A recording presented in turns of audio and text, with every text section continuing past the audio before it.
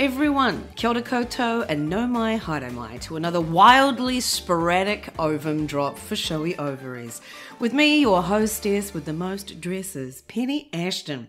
Special welcomes to those who have ridden your menopausal broomsticks to see the tempestuous here in Wellington this last 2 weeks. I am halfway through my month-long season and we are all having a marvellous cackling time in Circa 2. One such cackler I heard last week was my very first interview on Showy Ovaries, way back over 3 years ago, which dropped October 18th, World Menopause Day, which I didn't know existed at the time, 2021. Since then, Showy Ovaries has racked up nearly 25,000 downloads.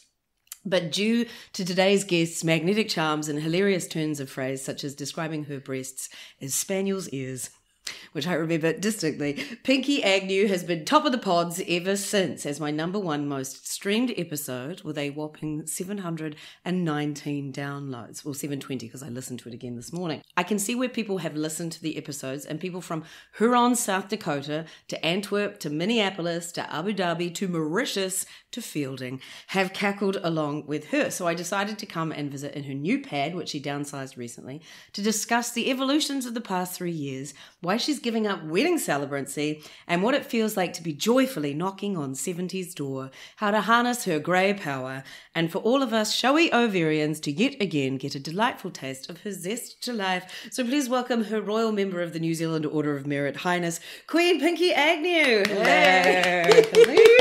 I never thought of myself as having a distinctive laugh, but all my friends in the theatre say that they can recognise my laugh and they know when I'm there. And in fact, I've even been called out, like during the panto or something like that. It's where, we've got Pinky Agnew in the audience, and I'm... Yes, you were like stage right about 3 rows back. Oh my gosh. If I'm going to have my new career as an international spy, I think I'm going to have to do something about that cackle. Yeah, yes. I remember that. There was a news alert once from Radio New Zealand and it was like American spy boss in New Zealand. And I was like, well, he's a bit shit, isn't he? Yeah, exactly. If he's coming up on a news alert. Yeah, it's like when you see those guys with Secret Service written on their shirts and you think, well, are you really? Not that secret. Not that secret. Now, you are newly energised and refreshed from attending the hikoi yesterday. Yes, yeah. So tell us about that. So we had Toi Tu Te Tereti Hikoi yesterday, arrived in Whanganui-a-Tara, Wellington. It was a perfect day for it. It was absolutely wonderful.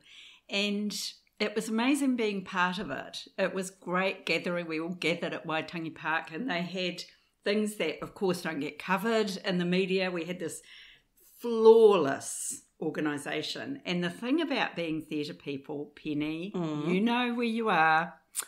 You look at something and think, wow, that is great backstage organisation. Totally. They had portaloos up, they had a kaumātua tent with chairs, they had wardens, they had security, they had manaki stations with water, they had a system. If a kid went missing, that everything stopped. They held the kid up and said, oh wow, kia ora. What's your name? They had all the systems, and as somebody said, this is not our first hikoi. It was, the organisation was flawless, which meant that we could all embrace the kaupapa of the hikoi, which was welcoming people, like this doorbell. Okay, we'll stop here for a moment. Right, so the kaupapa of the hikoi was what you were saying, I believe. So the kaupapa of the hikoi was explained to us all just so beautifully. And he said, today we are one whānau. And he addressed all the different parts of the huge gathering and said, we've got people here and, people here from gangs, we've got people here from the Chinese community, we've got people from the Aboriginal community from Australia, we've got the Pākehā people, we've got, Pacifica as well as being Pacifica a big people, contingent. deaf people, there were a lot of different groups. He called to them all and said, today we are one whānau. That is our kaupapa. We march together in aroha and rangatira, so, we're weaving the people together today. That is our kaupapa. If you have a different kaupapa, this is not the place for you. If Delightful. you want to practice your own kaupapa, that is absolutely fine to do that in your own bedroom. Yeah, right. But here today, Cool. Yeah, and that's the thing, some of the media talking about, police are there, they can ramp up if they need to. And I saw no evidence of anything that required, even like on the way there, like there was nothing in all the hikoi travelling from both ends of the country. Yeah. It was all celebration, defiance, yes, and some righteous anger, obviously. Absolutely. But togetherness and that, because that is the spirit of the treaty, is bringing the two people together. It is. And the contrast between that and the occupation of Parliament could not have been greater. Not just in sheer numbers. Yeah, like 3,000 people occupied Parliament. And you had 42,000. 42, they're saying. So, and it certainly felt like more. And when you see the drone footage, it certainly looked like more. But it was amazing. Yeah. It was very empowering. It was beautiful. The spirit amongst the people was beautiful. And some of the signs were hilarious. Yes. Always love me a bit of comedy. Ooh, David. Yeah. I liked that one. Gross. Yeah. And there was a walker, and it had a sign on it that said, "I can't stand this government." Yes. Some of them were just, there. I know. I was like, what are the signs going to be? Yeah. And then obviously some very strong, Did you get to close to Parliament? Yes. So we went right down, and it was just amazing. It took ages. Yeah. It took about 2 hours, I think. And walking slowly, I now realise, is much harder on your back than walking fast. Okay. Yeah, right. So if I'd been walking fast, I wouldn't have had any back issues. But that's the thing about being older. You're discovering things about your body all the time. Yes, there's new ailment. Like since I talked to you, I developed 2 ailments, which has been annoying in the last 3 years. Oh, I'm sorry to hear that. Yeah, I mean, I've talked quite a lot about my vulvodynia with my vagina, Vulva News Network. Yeah, exactly. And see you next Tuesday. But yes, indeed. And also these feet bursitis that I have now. Right. But and every time you get a new one, then you discover, like I've discovered finally, amitriptyline cream that I apply to the vulvodynia area. And the best, because I tried amitriptyline and that gave me all sorts of side effects I hated. But this cream doesn't, but it does have the putting you to sleep. So it's hilarious. I smear a cream on myself and then it helps sleeping. Oh, I love it. I know, that was really good. Yeah, that was really good. I want some. And then just wearing the right shoes. I've gotten to the age of sensible shoes. Yeah, sensible shoes. Sensible shoes. But I searched around the internet for stylish sensible shoes and I found Frankie 4 and Beard. They're good. Okay. They're stylish as well as. Great. Because I was a bit concerned about. Yeah, and you've got your Allbirds on again. You were wearing those last time we chatted. Yeah. Those are my house shoes. Your house shoes. I've discovered some nice leather ankle boots. Couldn't tell you what the brand is, but they're wonderful. I've got a hot pink pair and I've got a black pair, and they're with studs. And I'm loving those because they're stable and stylish. Yes. That's what we want. Stable and stylish. We definitely want that. And one of the things that I've added to my portfolio is I've, devolved things like my wedding celebrancy, because I now describe myself as semi-retired with the emphasis on retired. But I now write the style column for the Somerset Retirement Villages magazine. Oh, my God. Somerset Scene. Oh, my God. That's amazing. You get paid to do that, I hope. Yeah. Fantastic. Totally. It's a paid gig. Oh, my God. And that's amazing. So it's fashion for seniors. So I'm talking about, this kind of style, and this works really well with, say, somebody with mobility issues. You want to make sure you have something that's not draping over your scooter wheels or something like that. And that's so good too, because as you get older, you really start to see all the ageism everywhere. Yeah, and people use mobility scooter fashion. I can see somebody writing about that in a very derogatory, sarcastic way. Yeah. Like I've really noticed it. Like younger columnists in the Sunday Herald talking about Adnana in her Suzuki Swift, and just like this real derision. Yeah. So I think doing things like that is delightful. It's good. It's pushing back against that, and I really enjoy it. I do some filming work for Somerset with William Kircher, and we go into a particular village. We do interviews, and we put together a documentary show about each of the villages, and that gets posted on their own internal TV station. So it's really great. So it's not an advertisement because it's people who are already there. Yeah. So it's telling stories, which is just, it's which what is what I love, celebrancy is, and it's what William loves, and we work really well together as a team, and we thoroughly enjoyed it. And you get to nosy into people's houses, which, as you know, is a great thing to do. It is. That's why I love property development television. Also, you're doing some research for where you potentially might want to move to. Well, I guess I'm hadn't thought of still that? on the fence. Oh, really? Yeah, because I always have this minute, say when William's doing an interview and I might just wander around, and I think, I try and visualise myself and Alan living there, and I think, no. Right. And then, we have a gathering like we had yesterday at Somerset Paraparaumu, and it was so joyful and it was so fun. And, when you lose your inhibitions as an older woman, and it's great to see that flowering in women who've had quite a conservative life. And you see this woman's just sitting there, she's got these big jewelled glasses on, with great big jewels on them. And William says to her rather patronisingly, he says, where did you get those? And she goes, the internet. It's just so much fun. And then I think, it'll be great. But actually, there's no point in me making a decision about that now, because we've done what we wanted to do, which was we sold our large house with a difficult section. We wanted to buy a house where we could live independently for as long as we can live independently. Yeah. And so we've done that. Yes, you've got a bungalow, one level. Yeah. Still 3-bedroom, gorgeous, Yeah. small garden out the back there. Full of sun. And, we've already had people around for dinner. You can pull out the table. It's just great. It's what we wanted. And with a heat pump. Well done. And with a heat pump. Bloody love a heat pump. Yeah. Yeah, absolutely. So now, right, so what prompted that downsizing situation?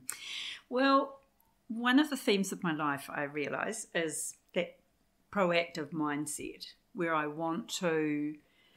look at other people and I think, is that where I want to be, in 5 years' time, say? And I think, or I look at people where something disastrous has happened. So, for example, a friend who developed early onset dementia. She's the same age as me. Yeah. So I look at the situation that she and her partner found themselves in, particularly around housing. If you live in an accessible house, you can live at home longer. We're very close to the bus. You are. Very close to the supermarket, the airport. Yeah, there are no steps. It's like, you could imagine yourself in 10 years' time on a mobility scooter going down to Pack-and-Save. Yes. And so it's not that I'm wishing myself into that next part of life, but as Wellingtonians, we're always prepared. We've always got that preparedness kit in our laundry cupboard and so on. So I feel like this is my preparedness kit for me and Alan is getting ourselves to this house, shedding a whole lot of possessions in the process. You had an amazing view, but on a steep section with a long drive. And you had to get up steps, etc. Let me give you a statistic. We were there for 12 years and I realised that I had erroneously said in my previous podcast, I said that Alan and I had been together since 2011. We've actually been married since 2011, but we met in 2009. Okay. But anyway, we moved into that house 12 years ago in 2012, and we hired a green bin because in Wellington we don't have a council green bin. So we hired one, a big full-size bin. So every week for 12 years we filled that up with weeds from that section. Oh, my God. Now, when we first went there, young and optimistic as we were, we looked and thought, it's going to be great and we're going to do all this and then we're going to plant ground cover and it's going to be great and we'll just be sitting back, soaking up, enjoying that view. Well, guess what? You get rid of the ivy and then the Cape ivy comes in, get rid of the Cape ivy and then the wandering willy comes in, you get rid of that, Wandering willies are a problem the world over. I tell you what, they're worse than wandering wombs.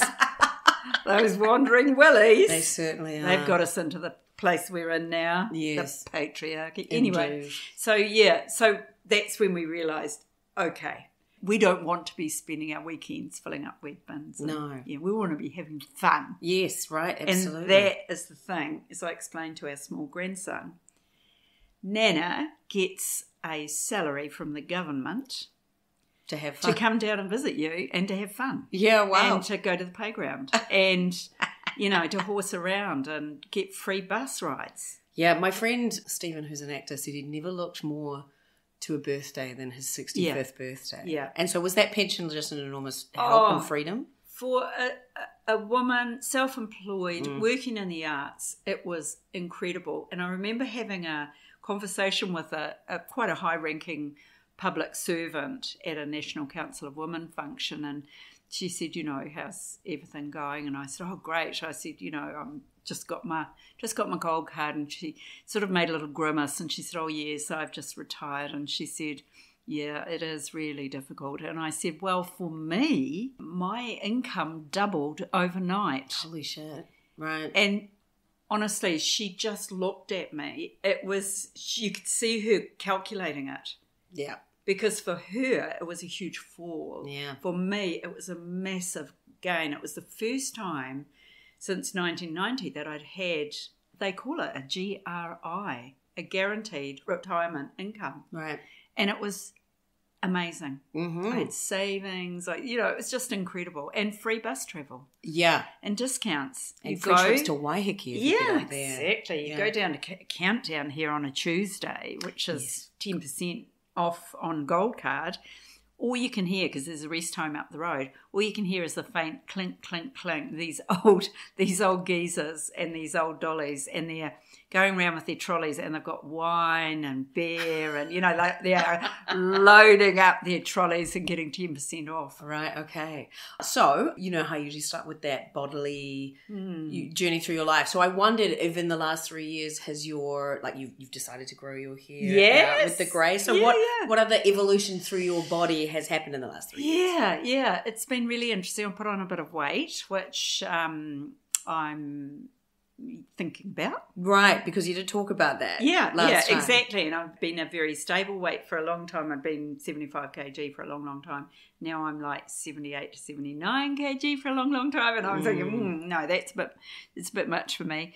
So now that I have got us into this house and I'm really focusing on my energies. So I have had a bout of depression. Oh. And I have seen a psychologist, and I had an amazing course of sessions with my psychologist, and he was just fantastic. I realised there was some behavioural stuff that I needed help with. I had travelled overseas since I spoke to you last, and on my way back, on my return journey, the flight was delayed. And so I was stuck in Frankfurt Airport along with tens of thousands of other people. And I was sexually assaulted while I was there. Oh, good Lord. So I had gone over with my sister's ashes to our other sister. And we had a beautiful month together, me and my sister, Barbara. Right. And so we had our sister Faye's ashes and, released them there in Scotland, which she loved so much. So, it was a very intimate holiday. I'd gone without Ellen this time. Usually we always travel together, and so it was quite exciting. And then coming home, and saying goodbye to my sister, and then coming home on my own was quite a big adventure. And so for that to happen was just it was devastating. What I didn't realise at the time was I also had COVID. So, one can only hope that the COVID was passed on. Yeah.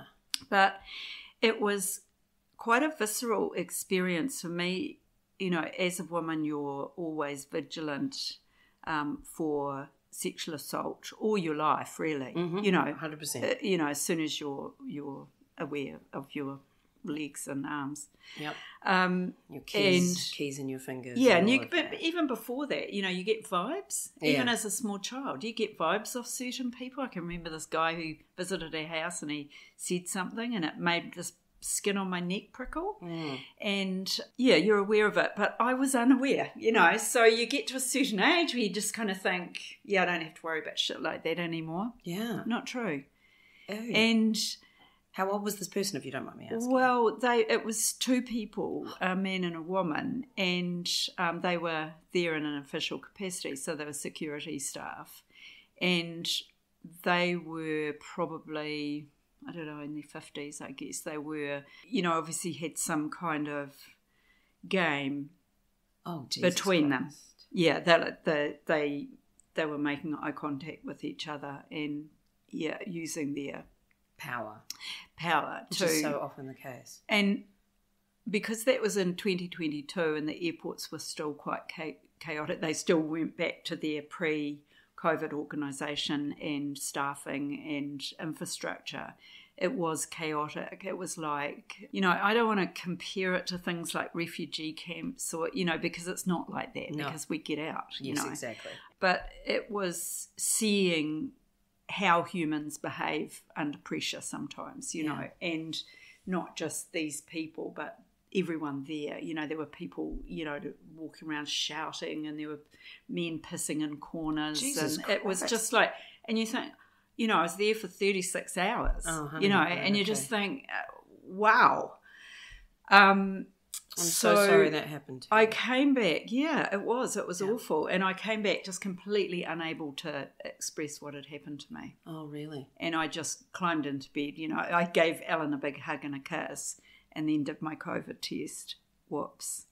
So both of us were in isolation and I just slept. And when I started to come to, I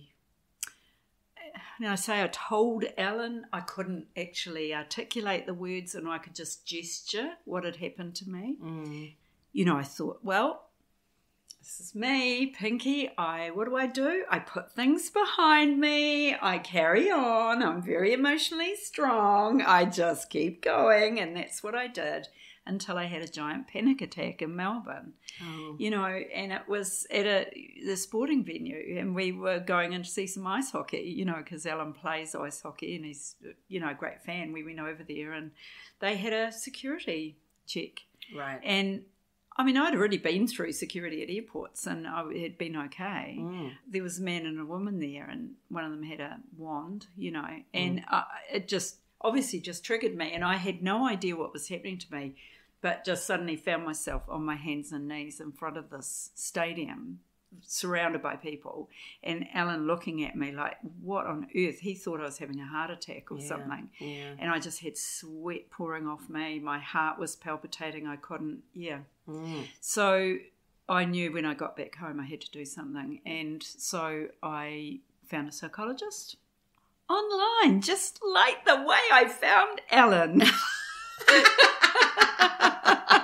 Fantastic. I went with my gut. Right. I just read his little profile. Right. I read all these different profiles. I thought, you'll do me. I like you. Your values align. You got a nice face.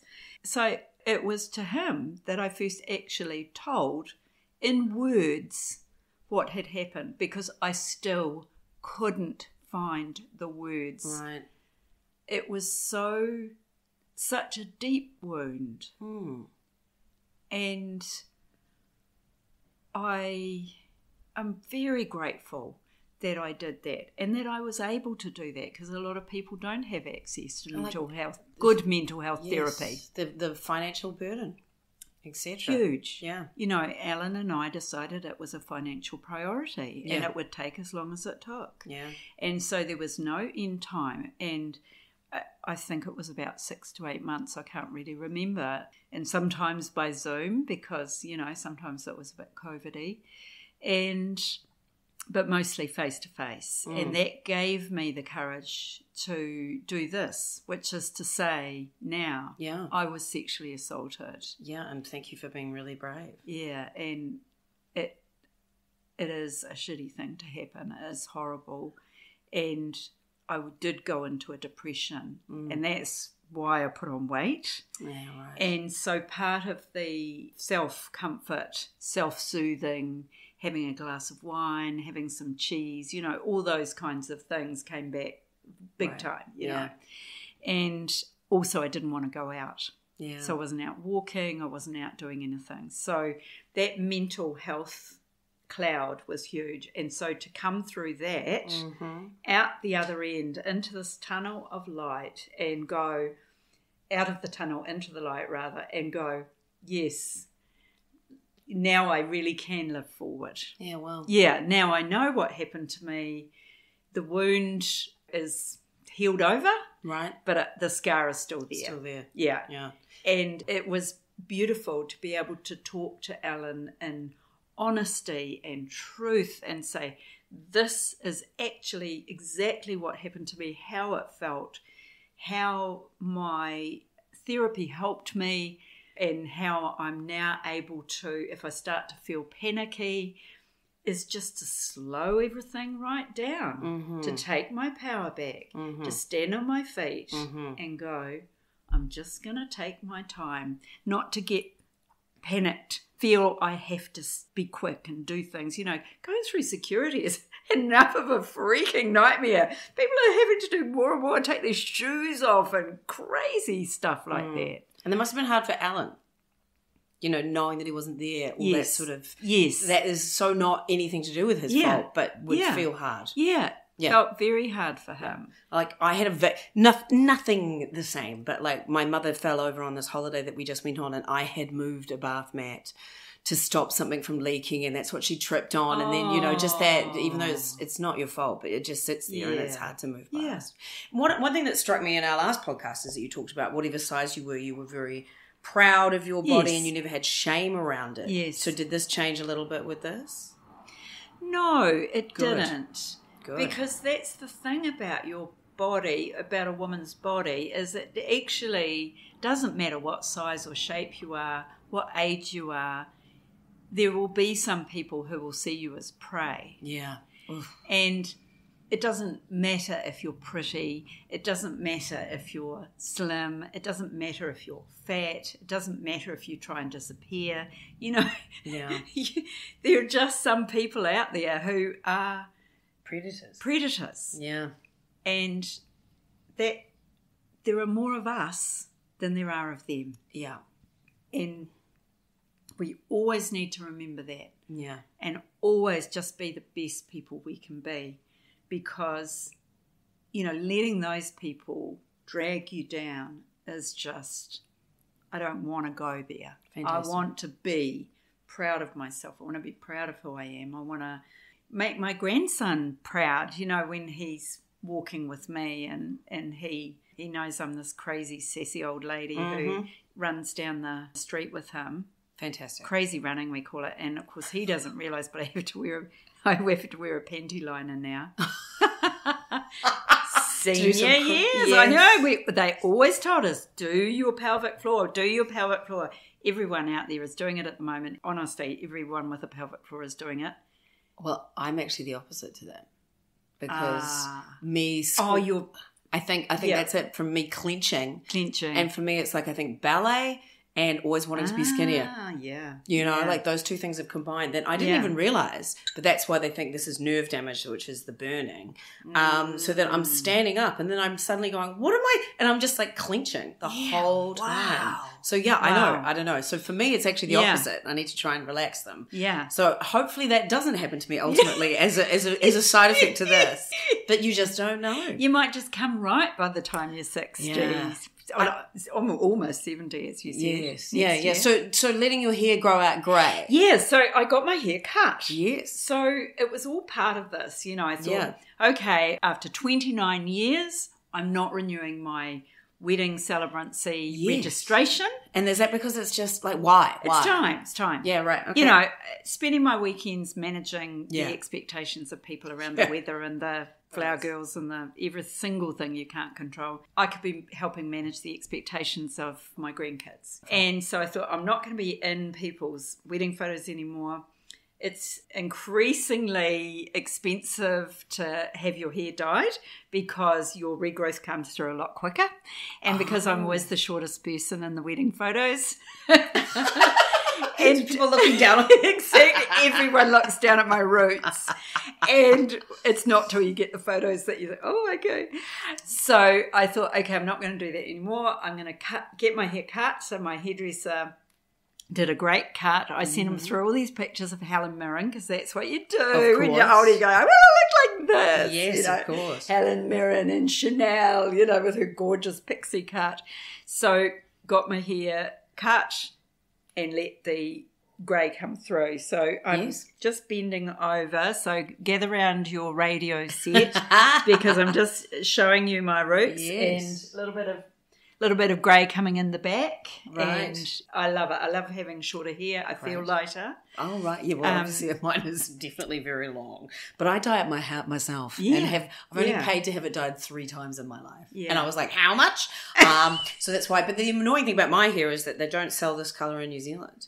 It's so annoying. Ginger, like copper. So I have to go, when I go overseas, I'm just like, whoosh. I used to buy it from the Ukraine before, isn't that crazy? Just to prove how interconnected we all are. I got it from the Ukraine. But yeah, I just went to Australia and just basically, the UK, and just basically went to a shelf and went, whoosh. Yeah. I'll have all of those, please. But yeah, is there anything else with your body that you've...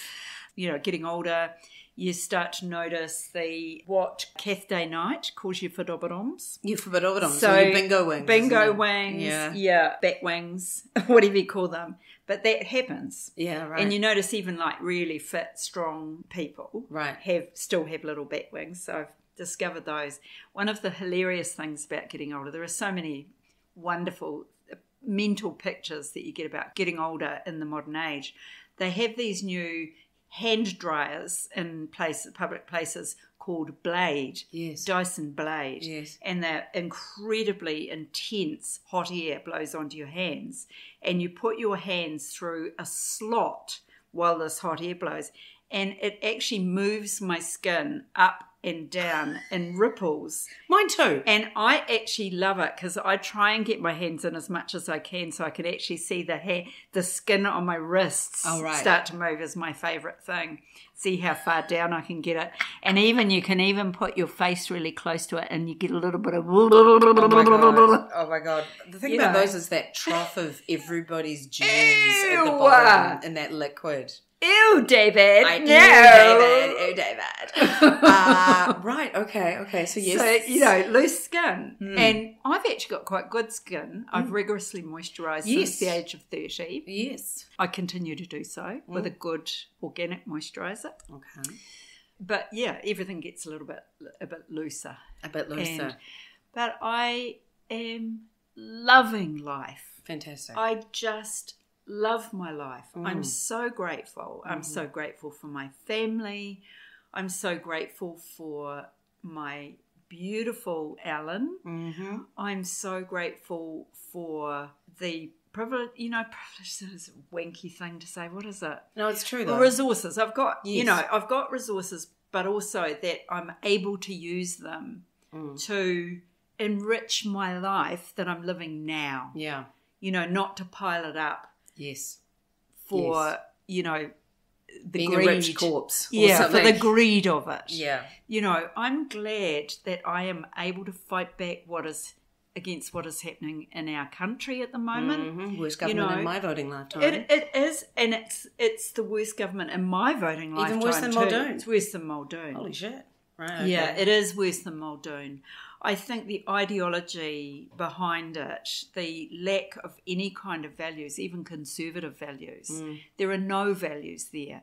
If you think that when you come into Parliament, your first priority is to do deep sea mining, to mine on conservation land, to free up cigarettes, to repay all your rich cronies. Guns. Like, it's just crazy. Everything. Yeah, it is crazy. And then to try, and I'm sure this is what David Seymour was doing, to try and stir things up so that he would have a Trump-like situation where he could rile up those Māori and get them all angry, and then that would serve his political purpose. Well, he was wrong. He came out for 5 minutes. He stood on the forecourt with 6 police officers around him. Apparently they advised him not to. He went out, I'm sure he was hoping somebody would shoot his ear off so that he could then, use that as political capital. He was hoping that they'd start yelling foul things at him, throw things at him.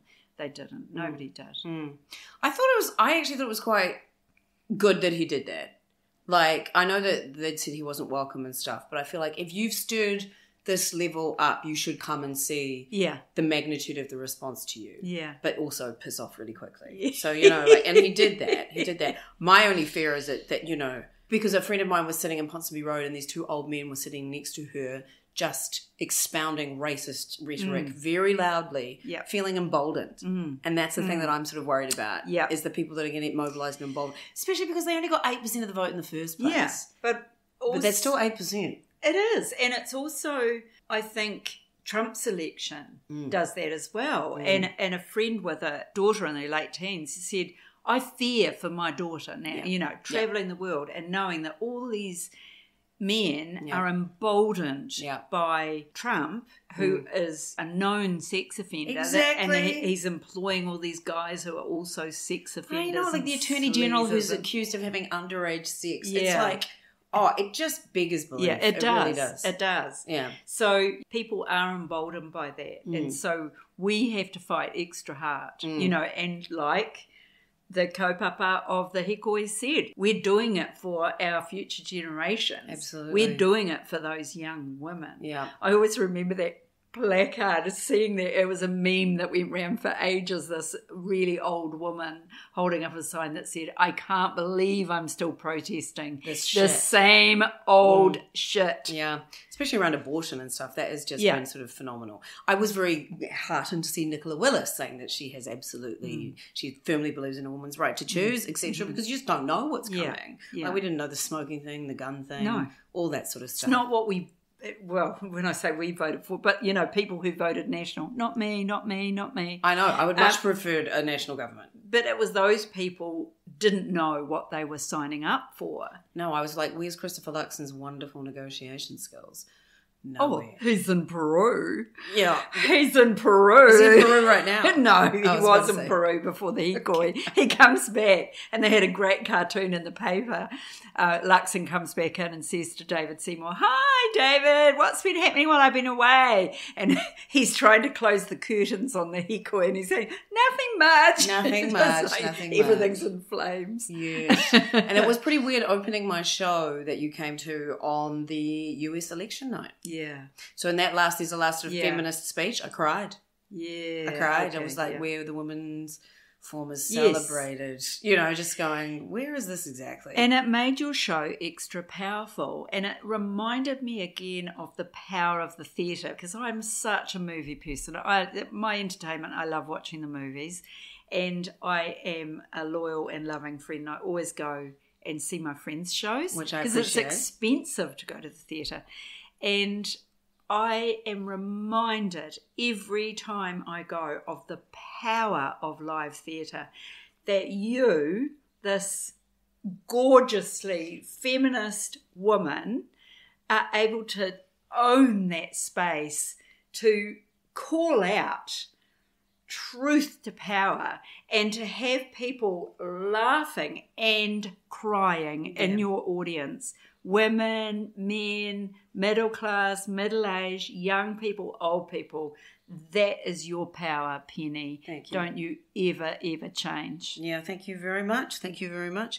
One thing I wonder about me with this is like when my mother fell over overseas is because she couldn't lift her leg up. Yeah. And you saw how physical my show is. Mm-hmm. So then you wonder that's one thing that for me, I've had family members have strokes recently and they've got high cholesterol and high blood pressure, and then you just have to start really thinking about the longevity of your muscles and things. Like I'm doing press-ups, I'm doing sword fights, I'm leaping around like a mad thing, making my shows progressively more physically difficult to do as I age. I think you're showing off.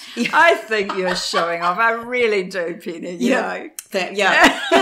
You're just going, look at me, look what I can do. I just write this shit, and then like the performer goes, I'd like to have a word with the writer, please. But I sort of worry about, so that's why I want to keep doing. Do you do weights and things like that? No, I don't. And I really am interested now. Yes, I think, in focusing on the physical and, I did get as part of my insurance policy, I got a free visit to a gym and, went and did a free course with a trainer and did some weights and things. And I realised, that wasn't for me. But we live really close to a really good aquatic centre, so I'm going to be going in there. They've got a hydrotherapy pool. They do exercise in the water and it's really great. So I'm going to be doing that kind of thing. I'm going to be walking a lot more now that we're on the flat. It's great. I already am. Yes. we have a small dog in our care, and he loves going down to the dog beach down there.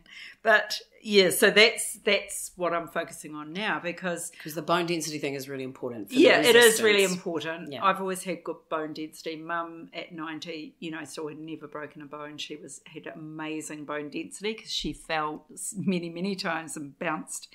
And I hope, she brought us up on dairy, and we're all great dairy drinkers and eaters. But that's really my focus now. And Alan, he loves playing ice hockey. He's very active. Yes, and he's 67? Yeah. Yeah, right. Yeah, so he's usually the oldest guy on the ice. Yeah, I'd say so. And he relies a lot on his cunning and experience to score goals, which he does. And so, those are the kinds of things, and the enrichment of my family life, being more available for the grandkids, because our oldest grandson is mid-20s and he still wants to hang out. Yeah. And it's because you're quite a fun person to hang out with. Yeah, exactly. And I love hanging out with him. Yeah. And our granddaughter's in Germany now, and, I miss her. But our family life is so rich. I love it. And I really want to be there for the little grandson who's 7. I really want to be there and healthy for him. As long as possible. So I had a note from my doctor to say that my cholesterol had gone up. Yep. Not mine is usually hugely. My good cholesterol was okay, but my bad cholesterol had gone up. And we just decided between us I'd go on statins, which I have. Right. So now I'm on statins. Yeah. So indicates tiny space between front index fingers, this close to having a pill organizer. Oh, you see, I still haven't done that. Yeah, same. My husband did. He went down there. I'm like, no, that means I'm an old person. Yeah, exactly. I've got a little ceramic bowl. Yeah, I saw that. And I dispense them into the ceramic bowl. And that's what I do. But, some of them look similar. And I'm going like, picks up reading glasses, puts them on, peers anxiously at her little bowl. Yeah. Which one's that now? And I thought, I'm this close. So I'm this close to getting one of those shopping trolleys that you pull along behind you. Because you're so close to packets. Because I have already got, holds up to microphone, beautiful little chinoiserie satin pouch on a long string. This hangs around my neck, and in it, I wear this everywhere inside the house. In it is my cell phone. My AirPods. Oh, wow. Okay. And my lip balm. Wow. And you just carry that around the house. Yeah. Because those things and my glasses, you see. So I can hook my glasses on the front. Fantastic. Those things I have to spend an inordinate amount of my life looking for. And I thought, I don't want to waste my time looking for my glasses. I want to be able to, just head out the door for a walk. Yeah. Not spend half an hour getting into a lather going, where was I using it last? Brilliant. So I've got the little bag, and open your eyes, Penny, because you will see more and more. You'll notice women with these tiny cross bags, and you think, why is she wearing that tiny cross bag? Okay. And now you know she's got her phone, her AirPods, and probably her glasses, and maybe her lippy in it. Right.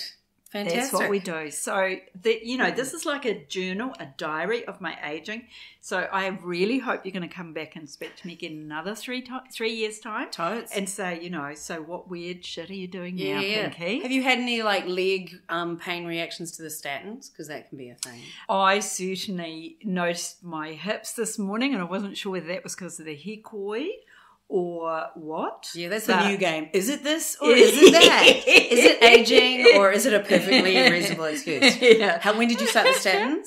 I started the statins a couple of months ago. Yeah. Because Matt is on those. His cholesterol was 9.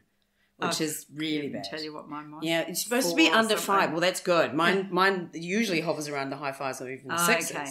So my doctor talked about it too. But because I'm on pills already, and when I tried HRT, it totally fucked with me. So I was like, I don't want to try another pill. So I had something called a heart CT that costs $600. Okay. And you want to get 0. It goes from 0 to 100. And mine was 2.4. Okay. But even then, they were like, you maybe want to think about... I had a tiny fleck of plaque in one place. But, so actually quite good. Yep, it's actually good to quite know. good. Yeah. Good to know. And again, it shouldn't be that I need to pay to have that peace of mind, but yet I was very fortunate that I could. Yes. And one of the things that I did when we were in Scotland, my sister and I went up to Orkney. I've been there. And it's an amazing place, isn't it? Yep. Because they have this massive stone circle that predates Stonehenge, and they think that because there was so much traffic between Orkney and the other parts of England, they're pretty sure that it was probably some people came up from down in Kent or wherever it is and went, "Ooh, that's nice, let's get one of those." Went back and made it even bigger. It's ancient. And just standing in those ancient places and knowing that 4,000 years ago, hands were building things together, communities were choosing to live together, they were raising children together, they were loving each other, warring with each other, hating each other, but actually, because there's that Ness of Brodgar, you can see that amazing buried Neolithic village. And so you can see how they were living. They had these little beds and, little cupboards and nice fire. And they had this big lock that went over one of the doors. And you think, it's like we all love each other and love our neighbours, but we're locking our door at night. It reminded me again of the beauty of humanity and the beauty of being human. And the need to keep emphasising that and reaching out for it and looking for the aroha and looking for the things that unite us, not the things that divide us. Which is why the American election was just like, ugh. Yeah, it's a sock in the guts. It is. And it's hard when you just consume that the whole time not to be depressed about it. So it's good to, like yesterday was an antidote to that, wasn't it? It was an antidote to that. And it was the most excited I'd felt since probably, 2016 felt like when it all started. Yeah. I'm trying to rewind back. Yeah, Trump, Brexit. I felt so excited. I felt so empowered, and I felt so supported and surrounded by love. Our sign said, "We stand with Māori," and that was what we were doing there. And I felt that love and support. The other whaia around me were just so friendly and warm and embracing and encouraging of us. Yeah, it's like when George Michael died. That's when, he was at the end of the year. But George Michael was this incredible philanthropist. Like he would see somebody on television needs some money and just contact them anonymously and pay for an operation. Wow. And stuff like he was, and I was completely in love with him, obviously very futilely, in 1987. Otherwise, he would have totally gone out with me if he wasn't gay. Oh, yeah. He would have gone out with you anyway. He would have loved to have had cocktails hung with out. you. I would have loved that. Yeah. But 2016 was just a really interesting time. But anyway, so back to that focus, and that is really lovely.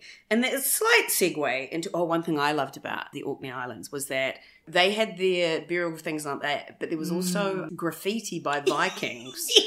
Which was hilarious. I think they were about 400 years old. So they would raid these tombs and then write in runes or whatever, things like, "She stoops low to enter here," which means she's a slut. Exactly. It was like, she's bending over. Yeah, exactly. Yeah. She stoops low to enter here. I was like, oh, Jesus Christ. But it was funny. But anyway, so you have recently put out a new book. Yes. So tell us about that. That was my COVID lockdown project. So many of us had them. This is mine. It's called This Is Farewell. And This Is Farewell is a collection of readings, meditations on death and dying. And it was the book that I've wanted to do for such a long time. So I already had the collection, most of the readings collected in my laptop, and so it was really a matter of putting that all together. It was kind of a natural sequence, I think, to my other 2 published books that were published in 2007, 2008. Heart Songs, which is a collection of readings for weddings and civil unions and so on, and Life Songs, which was other life celebrations and milestones. And so it felt wonderful to collect that together, the richness of what has been written in history about dying and death, and how I can tell you, as an expert in the field of collecting readings, there are a hell of a lot more readings and poems about death and dying than there are about love and romance. Wow. Yeah. That does surprise me, actually. Yeah. Yeah. It is. Everybody dies, but not everybody falls in love. Yeah, exactly. And I guess, if you're really happily in love, you probably don't want to write poems about it. But a lot of us think about not only our loved ones dying, but also ourselves. Yeah. And that's the price of sentience, knowing that, this big chop is going to happen, and yet people live as if they don't know. Yeah. I know. And it's like, when do you start, like, you're nearly 70, like, do you think about that more? Do you know what I mean? Like, for me, I'm 50, I don't feel old. Oh. I have my moments about things that, like, it irritates me that my body, I don't want to say is going to betray me, because that I'm supposed to be accepting it, but just this depletion of estrogen at this age, which is going to deprive me, because I can't take HRT, of the liveness and the, and all that sort of stuff is frustrating to me. But yet I don't think about death or feel like I'm getting closer to it, even though I actually am. Yeah. I've thought about death all my life. I used to have these, because I had a very overactive imagination, and I used to visualize what my funeral would be like, and how all those people who'd been mean to me would be crying, and I'd be lying there looking so beautiful. And I remember having this conversation with my friend Bonnie, and she was describing to me what she would be wearing and what clips she would have in her hair as she was lying there dying and everybody was crying. And I would tell her about what ribbons I would have in my hair. And, it was like a fantasy game. We'd talk about, then they'll be sorry. And then, of course, I became a funeral celebrant. Yes. And so I actually have been thinking about death and dying for a long time. So it's quite a natural conversation with me. And when I went to the Featherston Book Fair with my book, This Is Farewell, and so I had a sale table there. And even though I'm a funeral celebrant, I was unprepared for the strong reaction people had to it. And so people would come up and they would pat the book and say, no, it's a bit too soon. And I'd think, oh, okay, so you've been bereaved. And they would go away and then come back. Right. And look at it. And I would say, feel free to pick it up or just come around and have a chat to me if you like. And, I went with my publisher and she said it was really evident that it took a lot longer to sell a book than other books, where people just pick up books for the grandkids and go, yeah, I'm having that. They would need to tell me why they were buying the book. And she said people coming to you and saying the most intimate things, telling you the most intimate stories about their loss, about their own diagnosis of cancer, and standing there holding your book in their hands. And she was saying, there is a queue. No, she never said that. Oh, right. But, she was thinking it. The internal voice going let's move it along. Right. Let's sell some books. But she said that really made me realise that you have to factor that in when you sell books. Yeah. And even I took it to Australia and sold it at Celebrants Conference there. And even at a Celebrants Conference, same thing, Wow. So people weren't just rocking up, buying the book and going, or just looking at it and going, that's not for me. It was profound. Right. Because it's about death and dying, and it says death and dying on the cover. Yeah. Do you know, this is one thing I felt like as a celebrant. I've talked to a friend who was a midwife, which is similar sort of hatches and dispatches and matches, that because you're doing something at such a heightened emotional time of people's lives, that they sort of connect you with that. They do. So, a lot of people loved me after marrying them. Yeah. And I can imagine that people, if you've helped bury their loved one, feel very connected to you. Yeah, they do. And then that you having that sensitivity around that is so important. Yeah. Yeah. And so you're not going to be a wedding celebrant, but are you still going to be a funeral celebrant? I am a funeral celebrant. Yes. And I had married 5 daughters from this one family over the period of about 15, 17 years, something like that. I'd married every single one. For every single one of them. And the last one I married, the youngest, she had to wait a long time because her partner was also female. So she had to wait until the legislation changed. They were all each other's bridesmaids. Amazing. And it was, they contacted me and one of those sisters had died. Oh. And when you become a celebrant, you do become enmeshed in that family. And you're right, they do see you as that person who is the one that they go to for their happy times, but also you need to be there for them as well when somebody has died. And I also officiated at the funeral of a little baby who I'd married the couple, and it was their little baby. And so it has helped me understand that death and dying is so much a part of our life, and we need to have conversations about it, but it shouldn't be morbid. It doesn't have to be morbid, but it does need to be profound. It does need to be more than a list of, I want you to play this music at my funeral. Because we've had a member of our family recently who chose assisted dying. Oh wow. And that was a shock for the family to know that this person had chosen assisted dying. And so, we're having conversations about that and what that means for the family and how we process that now, And it's interesting, like I did a questionnaire, because I do questionnaires for wedding, for my mum and dad, but it was actually like, what songs do you want? What readings do you want? It's a good way in. Yes, but my dad refuses to do it. Yes, and that's fine. Yeah. That's fine. That's common. Yeah. And I've had people come to see me to talk about their own funeral and just make the arrangements and get everything done. And they'll say to me, try talking to the kids about it, right? Try talking to so-and-so about it. And they do, my partner, and they don't want to talk about it. And I go, well, that's fine. Yeah. You shouldn't try and talk to them about it if they don't want to. I just want to know.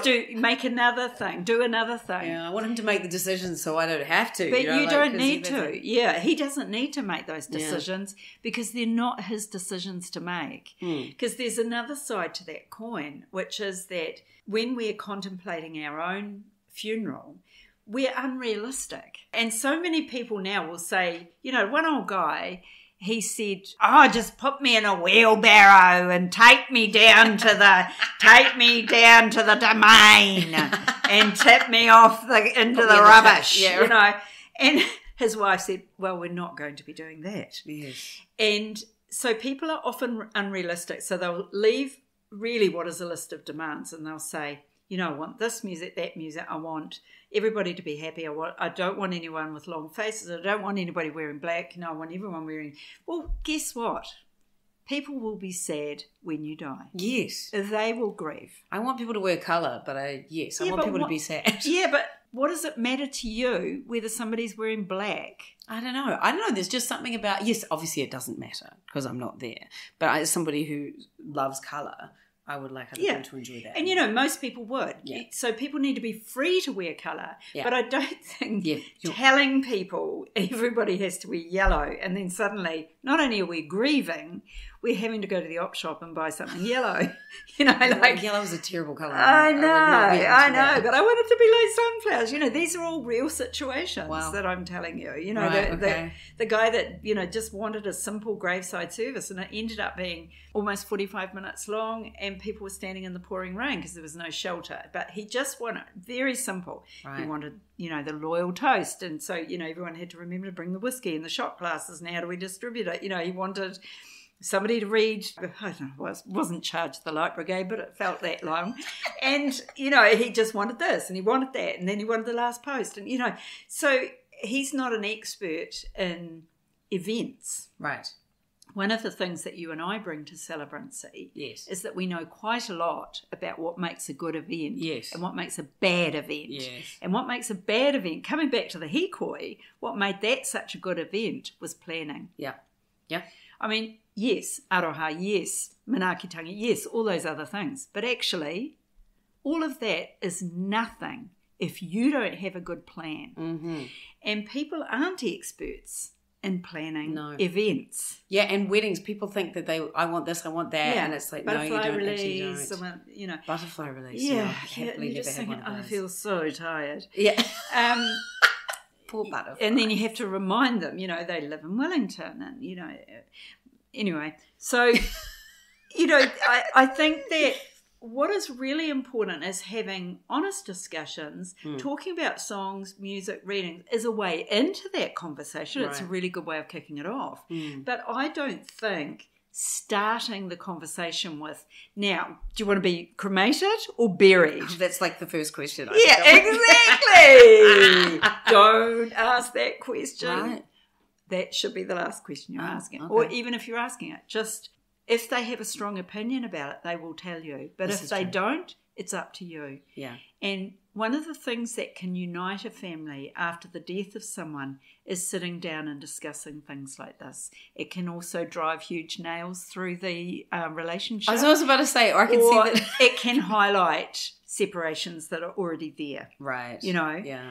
I don't want Dad going into a cold box in the ground. I don't want to...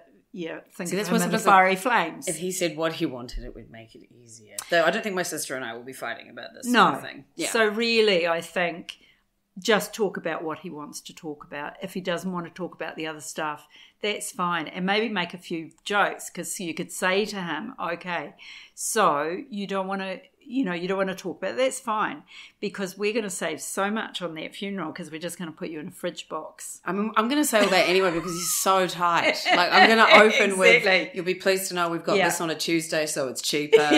Just all that sort of stuff. Yeah, we've got a cardboard fridge box. Yes. So we're keeping that. We got it at the auction. Great. It's only been used twice. Yeah, exactly. It's great. All that sort of stuff. So just, just to have a laugh about it. But it's great, because he will then be processing that, and he may very well come back at some stage.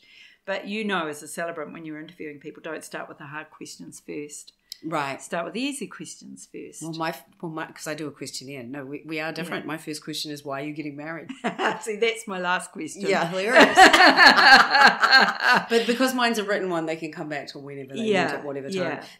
When I'm interviewing them, I say, I have some easy questions, like, what are your names? Yeah. And some hard ones like that. So, it's different that way. But right. Yeah, so that I feel very proud of that book. Yes. It is a real book of my heart. Mm-hmm. I love it. It has sold well. Fantastic. Yeah, So right. Well, I mean, we've been, as per usual, yabbering on for over an hour at this point. Yeah, wonderful. I do have some questions that I've been asking people in this, because, it used to be more about menopause. Now I've moved it onto bodies. But so what did you want to be when you grew up? I never imagined that I would be able to be a full-time entertainer. Right. I like to think that that's what I would have said, because I was always acting the goat, writing poems, singing silly songs, acting in front of everybody. I would vaguely say, if you'd asked me, I want to be a teacher. Right. Okay. But actually, I didn't want to be a teacher. I wanted to stand up in front of a whole lot of people. Yes. I think, and you have been a teacher in some ways, like you're teaching people how to deal with grief, how to approach their weddings, teaching people how to laugh. Yeah. Because I would never have imagined the life that I live now. Mm. I would never have imagined that I could be a celebrant, for example. But what I would have hoped for was that whatever work I did, it would involve being with people and, helping people, and that I would be surrounded by a loving family, that I would have dogs in my life somehow, that I would have a nice warm home and some nice warm arms. Yeah, and have fun. And that's what I'm doing. Right. So living the dream. I think that's a very good place to end. I feel I need no more questions. You have dogs, arms, warm home, living the dream. Fantastic. And you've had some people in your life go through some things that put you in stark contrast. Well, not stark contrast, but makes you appreciate what you have. Penny, there are worse things than dying. Yeah. And one of those is dementia. Oh, honey. And, my friend who has dementia was one of the healthiest people I know. Mm. She was so healthy. Her weight never changed. She was always slim, active. She had a spiritual life. She had, meditated. She even had all her fillings taken out, amalgam fillings taken out and replaced because of the ones, so that she would protect her brain and be, so she drank moderately, ate moderately, had lots of friends, lived the life she wanted to live, and she got dementia, early onset dementia. So it's random. Yeah. Things like dementia, sometimes they have a direct cause from things. Abuse of alcohol is one of them, but mostly it's random. Cancer is the price that we pay for being large, complex organisms. there's a lot going on, a lot can go wrong. Yeah. So I think all we can do is plan for the worst and hope for the best. Yeah. Be as optimistic as we can possibly be, and really nurture those things that we can nurture, those relationships. One of the things that being with my friend with dementia has emphasised to me is that there's no point in talking to her about the past or the future. All you can do is be with her wherever she is. Right. And she's in a different place every time I go and see her. And often that is quite joyful. Right. So being able to hold her hand, sing with her, walk and dance with her is fantastic. So, you know, I don't want to live my life trying to prevent myself from getting cancer or having, you know, I do. I plan for the worst, but I hope for the best. Right. Okay. Well, I think that's a marvellous place to end. So everybody listening, let's plan for the worst, hope for the best, live with optimism, light and love, which is what is written on your chest right now. So ka kite, everybody. Thanks for listening and thanks for having me in your beautiful house. Aroha nui. Aroha nui. Ngā mihi nui.